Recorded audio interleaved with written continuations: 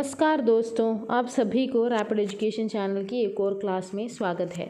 आज हम हिंदी आलोचना का विकास पढ़ने वाले हैं। किसी भी रचना को सम्यक निरीक्षण करते हुए उसके गुण दोषों का उद्घाटन करना समालोचना कहे जा सकते हैं। संस्कृत में सैद्धांतिक आलोचना की विकसित परंपरा काव्य शास्त्र के रूप में विद्यमान थी। कालांतर में रीतिकालीन लक्षण ग्रंथकारों ने उसी पद्धति पर लक्षण ग्रंथों की रचना की। रीतिकाल में समीक्षा का अधिक प्रौढ़ रूप दिखाई नहीं देता, क्योंकि उस समय तक गद्य का पूर्ण विकास नहीं हुआ था। जिस तरह सभी गद्य विधाओं की शुरुआत भारतेंदु युग में हुई है, उसी प्रकार हिंदी समीक्षा की भी शुरुआत भारतेंदु युग में ही हुई है। उस वक्त की जो पत्र पत्रिकाएं हैं उसमें समालोचना की जो शुरुआत है वो दिखाई पड़ते हैं। हिंदी प्रदीप में अपेक्षाकृत गंभीर आलोचनाएं प्रकाशित होती थी। भारतेंदु जी ने जिस प्रकार अन्य गद्य विधाओं के विकास में योगदान दिया, उसी प्रकार समालोचना के क्षेत्र में भी अपनी प्रतिभा का परिचय दिया है। उन्होंने नाटक नाम से एक ग्रंथ भरत मुनि के नाट्यशास्त्र के अनुकरण में लिखा है। यह सैद्धांतिक आलोचना का एक प्रौढ़ ग्रंथ है, जिसकी प्रशंसा करते हुए डॉक्टर गणपति चंद्रगुप्त ने लिखा है, यह ग्रंथ एक अत्यंत प्रौढ़ रचना है, जिसमें प्राचीन भारतीय नाट्यशास्त्र एवं आधुनिक पाश्चात्य समीक्षा साहित्य का समन्वय करते हुए तत्कालीन हिंदी नाटककारों के लिए सामान्य नियम निर्धारित किए गए हैं। ये रचना नाटक रचना 1883 में प्रकाशित हुई है। इस काल में आलोचना के 3 प्रमुख रूप मिलते हैं। पहला है सैद्धांतिक आलोचना, दूसरा है टीका अथवा भाष्य, तीसरा इतिहास ग्रंथों में लिखे हुए कवि परिचय। सैद्धांतिक आलोचना में भारतेंदु कृत नाटक आते हैं और इसके अलावा जगन्नाथ प्रसाद कृत छंद प्रभाकर, मुरलीदान कविराज कृत जसवंत जसोभूषण और प्रताप नारायण सिंह कृत रस कुसुमाकर आदि ग्रंथ आते हैं। टीका पद्धति के अंतर्गत बिहारी सतसई पर लल्लूलाल कृत लाल चंद्रिका का संशोधित रूप ग्रियर्सन ने 1896 में प्रकाशित करवाया था। कवियों के जीवन परिचय एवं उनके कृतित्व की समीक्षा इस काल में लिखे गए शिवसिंह सेंगर की कृत शिवसिंह सरोज एवं ग्रियर्सन के इतिहास ग्रंथ में भी मिलते हैं। पत्र पत्रिकाओं में प्रकाशित होने वाले पुस्तक समीक्षा में तत्कालीन आलोचना का बीज विद्यमान थी। भारतेंदु काल के समालोचकों में बद्री नारायण चौधरी, प्रेमगन, बालकृष्ण भट्ट, प्रताप नारायण मिश्र आदि प्रमुख है। प्रेमगन जी ने लाला श्रीनिवास कृत संयोगिता स्वयंवर की समीक्षा अपनी पत्रिका आनंद कादम्बिनी में की है। बालकृष्ण भट्ट ने अपने पत्र हिंदी प्रदीप में सच्ची आलोचना शीर्षक से संयोगिता स्वयंवर की आलोचना की।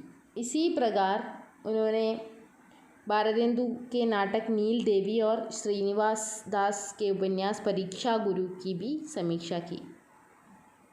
भट्ट जी की आलोचना शैली में सरसता, भावात्मकता और व्यंग्यात्मकता का पुट है। द्विवेदी युग तक आते आते आलोचना का रूप और निखर कर आया है।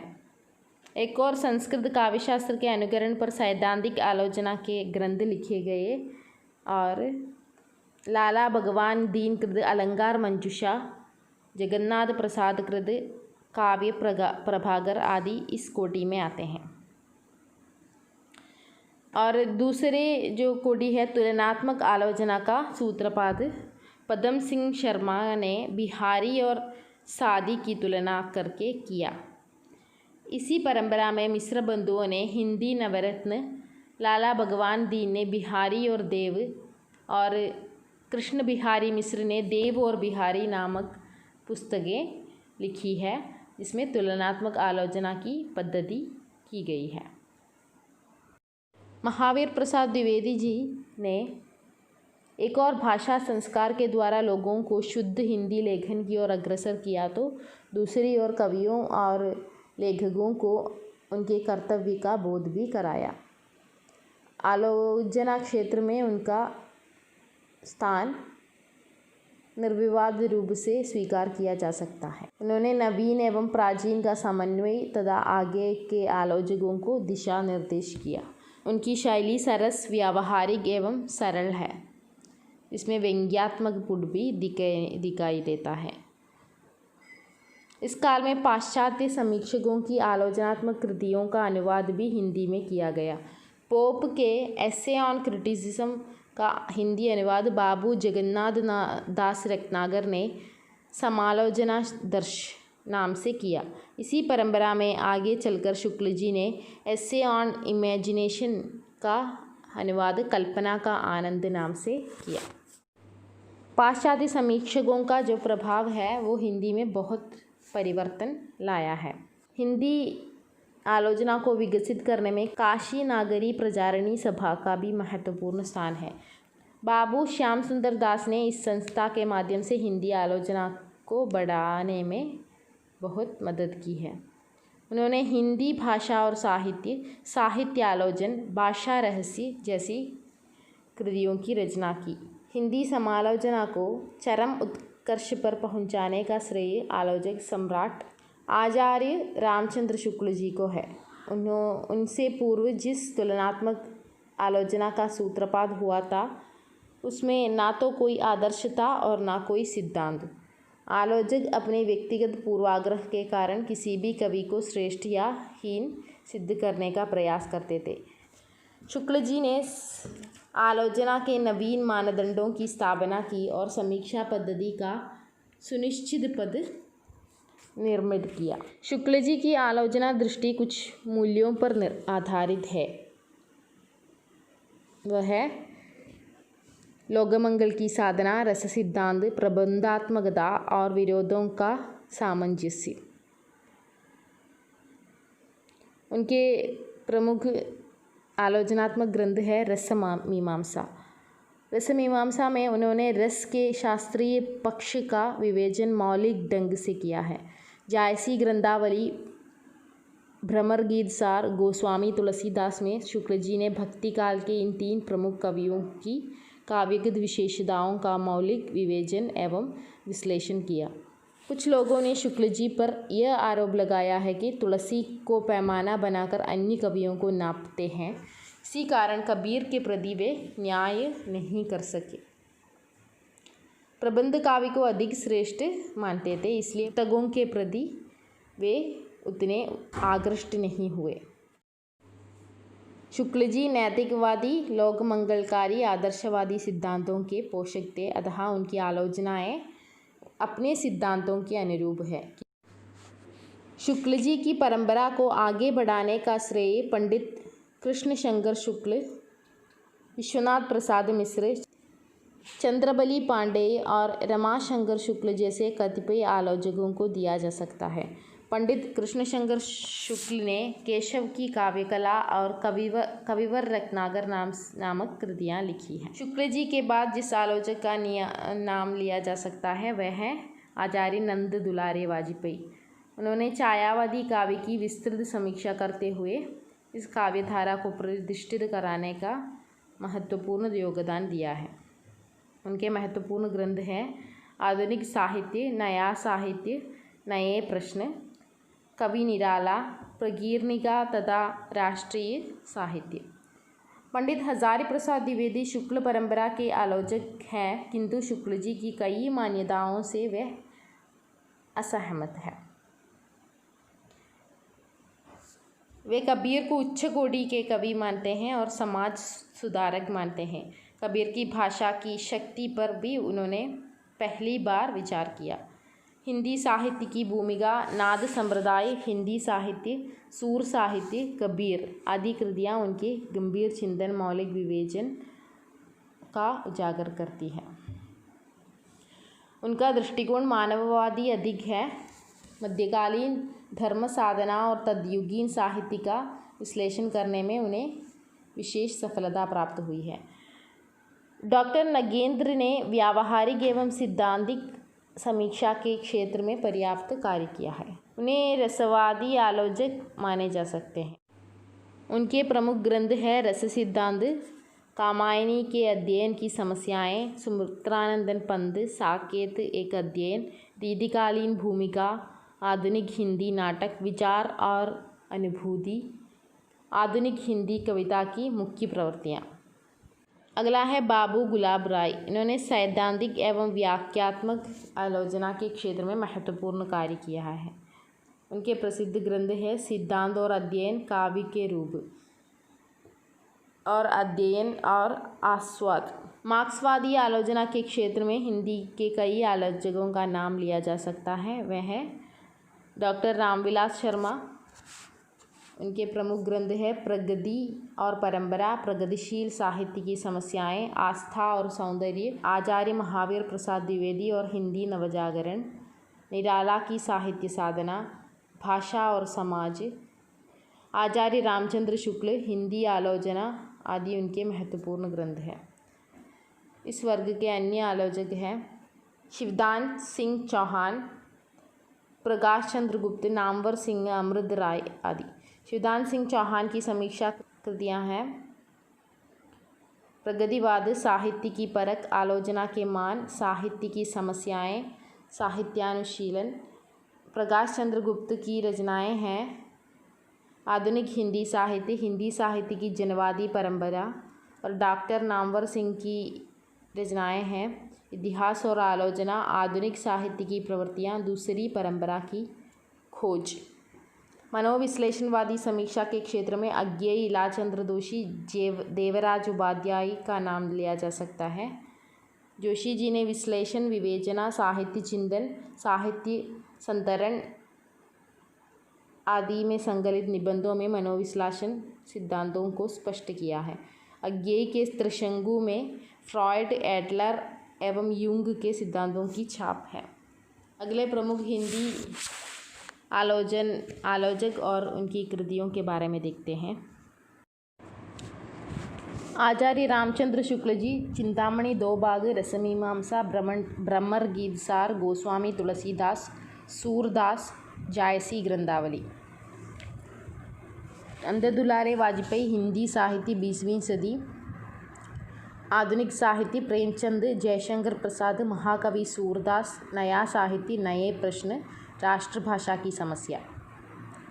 आचार्य हजारी प्रसाद द्विवेदी, हिंदी साहित्य की भूमिका, हिंदी साहित्य का आदिकाल, सूर साहित्य, कबीर, हिंदी साहित्य, मध्यकालीन बोध का स्वरूप। डॉक्टर नगेंद्र, रस सिद्धांत, सुमित्रानंदन पंत, साकेत एक अध्ययन, रीति काव्य की भूमिका, देव और उनकी कविता, आधुनिक हिंदी नाटक, विचार और अनुभूति, आधुनिक हिंदी कविता की प्रमुख प्रवृत्तियाँ, कामायनी के अध्ययन की समस्याएं, नई समीक्षा, नए सौंदर्य, भारतीय सौंदर्य शास्त्र की भूमिका, पाश्चात्य काव्य शास्त्र की परंपरा, शैली विज्ञान। डॉक्टर रामविलास शर्मा, प्रगति और परंपरा, प्रगतिशील साहित्य की समस्याएं, आस्था और सौंदर्य, भाषा, साहित्य और संस्कृति, मार्क्सवाद और प्राचीन साहित्य का मूल्यांकन, आचार्य रामचंद्र शुक्ल जी और हिंदी आलोचना, प्रेमचंद और उनका युग, भारतेंदु युग,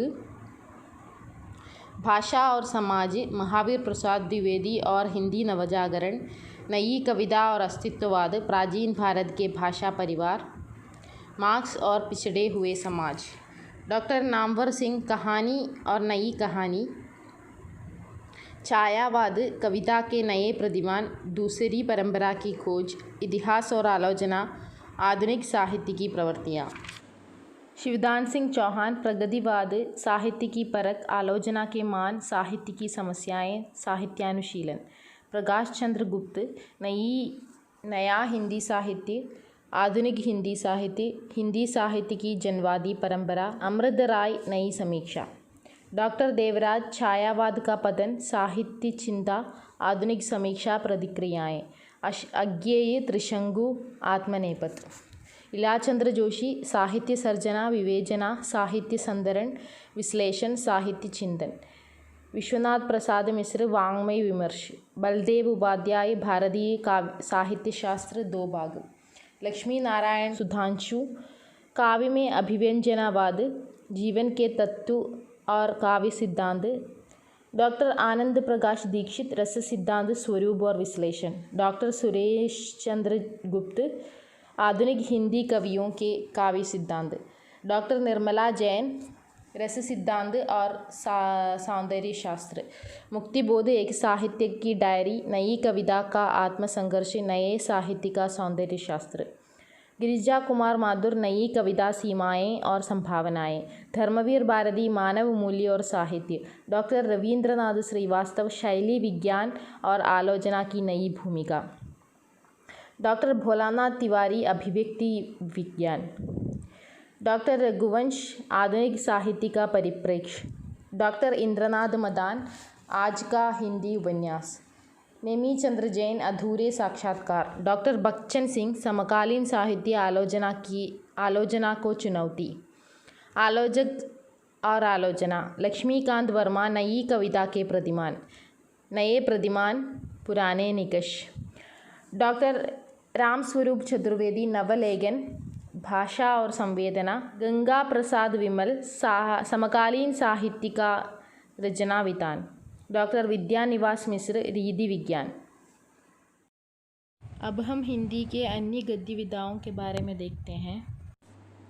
पहला है संस्मरण और रेखाचित्र। ये दोनों मिलती जुलती विधाएं हैं। संस्मरण और रेखाचित्र में भेदक खींच पाना कठिन है, फिर भी संस्मरण विवरणात्मक होते हैं और रेखाचित्र रेखात्मक। उनमें इतिवृत्त की प्रधानता नहीं होती। हिंदी में रेखाचित्र साहित्य का उद्भव इस शताब्दी के तीसरे दशक से प्रारंभ हुआ। डॉक्टर हरवंशलाल शर्मा ने पंडित पदम सिंह शर्मा को संस्मरण एवं रेखाचित्रों का जनक माना है। उनके अनुसार रेखाचित्र की दृष्टि से आपका पद्म पराग संग्रह उल्लेखनीय है। सन 1907 में बाल मुकुंद गुप्त ने प्रताप नारायण मिश्र पर एक रोचक संस्मरण लिखा था। विशाल भारत में आचार्य रामदेव ने स्वामी श्रद्धानंद पर 1932 में एक संस्मरण लिखे हैं। स्वतंत्र पुस्तक के रूप में रेखाचित्र संग्रह प्रकाशित कराने का श्रेय पंडित बनारसी दास चतुर्वेदी को जाता है। उनकी कृतियाँ हैं संस्मरण 1962, हमारे आर्याद्य 1952, रेखाचित्र 1953, सेतुबंध 1962। श्रीराम शर्मा ने 1949 में जंगल के जीव नाम से एक संस्मरण प्रकाशित किया था और वे कैसे जीते हैं 1957 में प्रकाशित हुआ था। और बोलती प्रतिमा 1967 में प्रकाशित हुआ था। और इनके जो स्वतंत्र संस्मरण और रेखाचित्र है वे सरस्वती और हंस में प्रकाशित होती थी। महादेव वर्मा का हिंदी रेखा चित्रकारों में महत्वपूर्ण स्थान है। उनकी प्रमुख रचनाएं हैं अतीत के चलचित्र, स्मृति की रेखाएं, पथ के साथी, मेरा परिवार।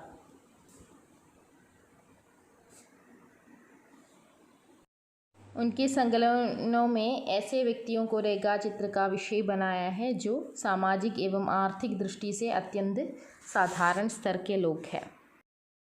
मेरा परिवार में उन्होंने मानवेतर प्राणियों के व्यक्तित्व को रेखा चित्र में संजोया है।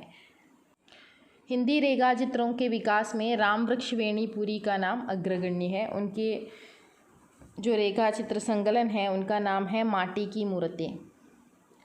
उनमें 12 रेखा चित्र उन्होंने संकलित किए हैं। इनके नाम है रज़िया, बलदेव सिंह, सरजू भैया, मंगर, रूबा की आजी, देव, बाल गोविंद भगत, बाऊजी, परमेश्वर, बैजू मामा, सुभान खां और बुदिया।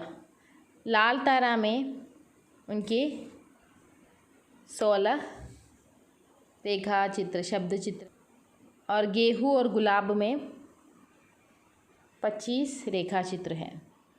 डॉक्टर हरवंशलाल शर्मा ने इनके रेखा चित्रों की प्रशंसा करते हुए लिखा है, बेनीपुरी जी ने चतुर पारखी जौहरी की भांति जहाँ कहीं भी पात्र मिले हैं उन्हें लेकर अपनी कुशल लेखनी से पात्र का चित्र खड़ा कर दिया। विषय की जितनी विविधता और शैली का जितना अद्भुत चमत्कार बेनीपुरी जी में मिलता है उतना अन्यत्र नहीं। अन्य रेखा चित्रकार और उनके ग्रंथ का नाम है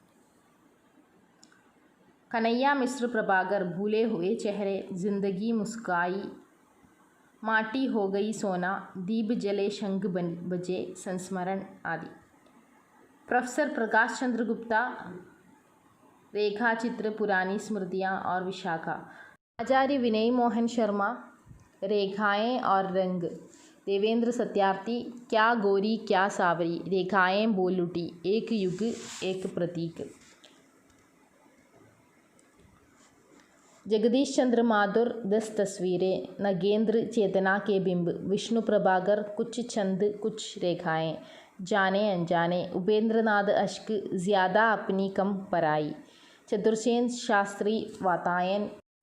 ओंकार शरत, लंगा महार्जिन। सेठ गोविंद दास, स्मृतिकर्ण। डॉक्टर प्रेम नारायण टंडन, रेखा चित्र, और श्रीमती सत्यवती मल्लिक, अमिट रेखाएं। प्रथम शर्मा कमलेश, पद्म पराग। पंडित बनारसी दास चतुर्वेदी, संस्मरण हमारे आराध्य, रेखा चित्र, सेतुबंध। श्रीराम शर्मा, जंगल के जीव वे कैसे जीते हैं। अगला है कुछ आत्मकथाकार और उनकी आत्मकथाएं। आत्मकथा वह है जो खुद की कहानी लिखते हैं। बनारसी दास कृत अर्थ कथानक हिंदी की पहली आत्मकथा है। भारतेंदु बाबू हरिश्चंद्र, कुछ आप बीती कुछ जग बीती, यह अपूर्ण है। अंबिका दत्त व्यास, निज वृत्तांत। स्वामी श्रद्धानंद, कल्याण पद का पथिक। भाई परमानंद, आप बीती। जवाहरलाल नेहरू, मेरी कहानी, मूलतः अंग्रेज़ी में। के.एम. मुंशी, आधे रास्ते सीधी चट्टान, मूलतः गुजराती में।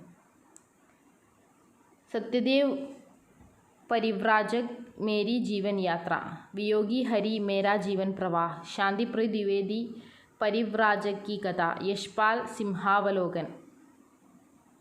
गुलाब राय, मेरी असफलताएं। देवेंद्र सत्यार्थी, चांद सूरज के बीरन। महात्मा गांधी, सत्य के प्रयोग। डॉक्टर हरिवंश राय बच्चन, क्या भूलूं क्या याद करूं, नीड का निर्माण, बसेरे से दूर, प्रवास की डायरी, दशद्वार से सोपान तक। पांडे बेचैन शर्मा, उग्र, अपनी खबर। अगले कुछ जीवनियों के बारे में बताते हैं। किसी महान व्यक्ति के जीवन के संपूर्ण विवरण क्रमबद्ध रूप में करना जीवनी कहलाते हैं। भारतेंदु बाबू हरिश्चंद्र, बादशाह दर्पण, पंच पवित्रात्मा चरितावली। रामविलास शर्मा, निराला की साहित्य साधना, 3 घंटों में प्रकाशित निराला की जीवनी है। अमृत राय, कलम का सिपाही। शांति जोशी, पंत की जीवनी। विष्णु प्रभाकर, आवारा मसीहा, बंगला भाषा में प्रसिद्ध उपन्यासकार शरत चंद्र की जीवनी। भगवती प्रसाद सिंह, मनीषी की लोकयात्रा। कविराज गोपीनाथ की जीवनी। अगला रिपोर्टाज, कुछ रिपोर्टाज है। शिवदान सिंह चौहान, लक्ष्मीपुरा। रांगे राघव, तूफानों के बीच। बदंत आनंद कौशल्यायन, देश की मिट्टी बोलती है। धर्मवीर भारती, युद्ध यात्रा। शमशीर बहादुर सिंह, प्लाट का मोर्चा। यात्रा साहित्य। भारतेंदु बाबू हरिश्चंद्र, सरयू पार की यात्रा, मेरी लखनऊ यात्रा। गणेश नारायण सोमानी, मेरी यूरोप यात्रा। सत्यदेव परिव्राजक, मेरी जर्मनी यात्रा। यात्रा मित्र, यूरोप की सुगध स्मृतियाँ। ज्ञान के उद्योग में नई दुनिया के मेरे अद्भुत संस्मरण।